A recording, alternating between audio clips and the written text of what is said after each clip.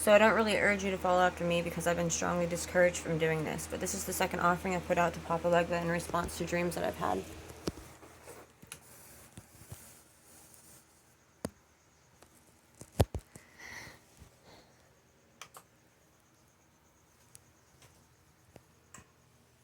Now, one of the things that I've been discouraged from doing is using styrofoam cups.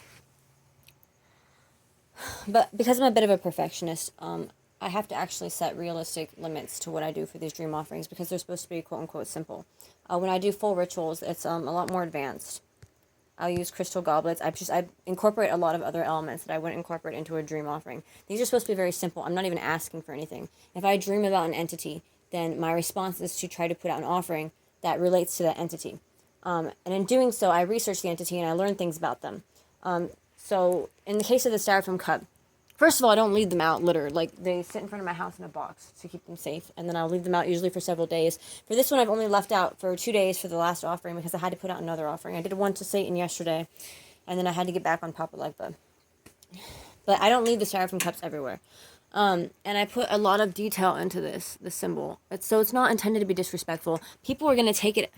Some people are going to be offended regardless, I guess is what I'm saying. But I did my best here. And using styrofoam cups and decorating them as such is part of the thing that I do for dream offerings. I have a standard procedure. I try to put out an incense of some form. I try to put out a tealight. I try to create a symbol or a sigil for the entity on a cup with alcohol of some form. I incorporate the relevant colors whenever applicable. I face the directional correspondent. I chant an N or a mantra.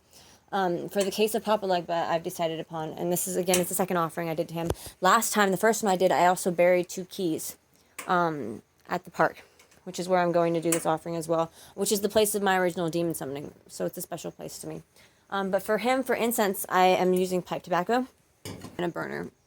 I also have 2 cigarettes that are rolled, and because of a pact that I made previously, I'm not allowed to smoke unless it's for magical rites. Now, again, this is not traditional. That's why I'm telling you, I don't necessarily encourage you to do what I'm doing. I'm just showing you what I am doing.